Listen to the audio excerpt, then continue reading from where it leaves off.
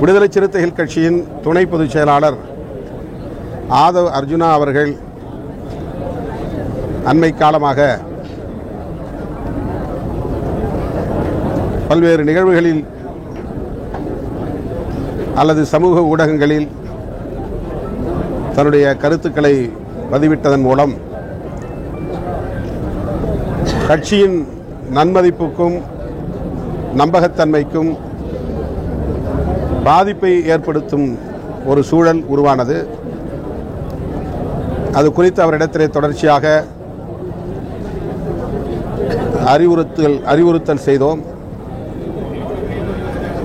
ஆனாலும் கூட அவருடைய அண்மை நிகழ்வின் பேச்சு கட்சியின்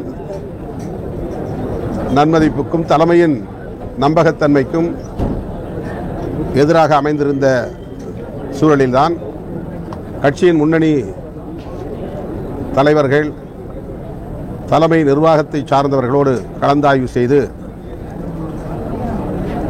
6 மாத காலத்திற்கு அவரை இடைநீக்கம் செய்திருக்கிறோம்.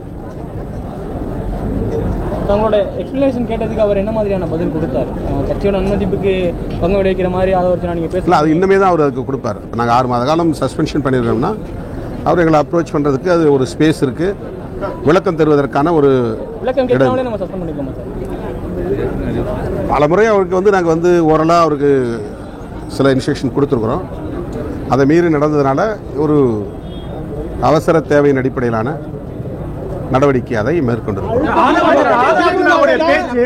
ஆதவ் அர்ஜுனாவுடைய தொடர்ந்த சர்ச்சையான பேச்சு திமுக விசிக கூட்டணியில ஏதாவது நெருக்கடி ஏற்படுத்துச்சா? திமுக தரப்புல இருந்து ஏதாவது உங்களுக்கு நெருக்கடி கொடுக்கப்பட்டதா அவருடைய இந்த மாதிரி தொடர் பேச்சுகள்? திமுக தரப்பிலிருந்து எந்த அழுத்தமும் நெருக்கடியும் எமக்கு இல்லை.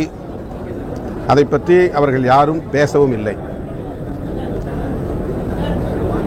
விஜய் அவர்கள் பங்கேற்கிற நிகழ்ச்சியில் நான் பங்கேற்க இயலாது என்று எடுத்த முடிவு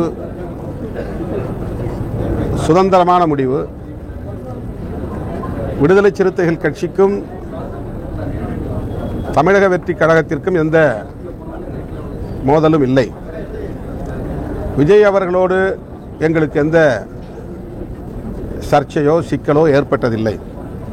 ஆனால் அவரோடு நாங்கள் ஒரே மேடையில் ஒரு நிகழ்விலே பங்கேற்கிற போது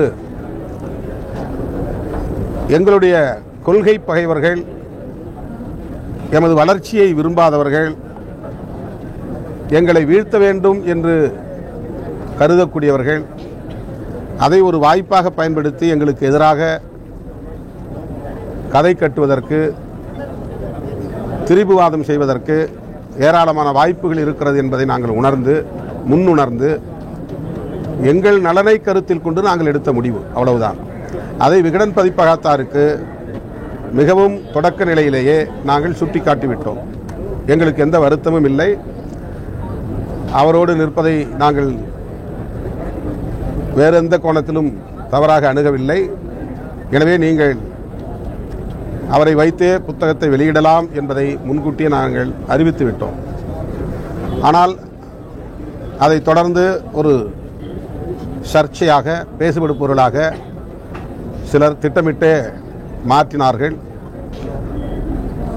அதை அடுத்து அந்த நிகழ்விலே நடந்த நூல் வெளியீட்டு விழாவிலே பங்கேற்ற ஆதவ் அர்ஜுனா அவர்களும் கூட அந்த விழாவிலே பங்கேற்பதற்கு முன்பு என்னிடத்தில் பேசினார். அந்த நூலை உருவாக்கியதில் உங்களுக்கு பங்கு இருக்கிறது, ஆகவே நீங்கள் அந்த விழாவை தவிர்க்க வேண்டும் என்று நான் சொல்ல மாட்டேன்.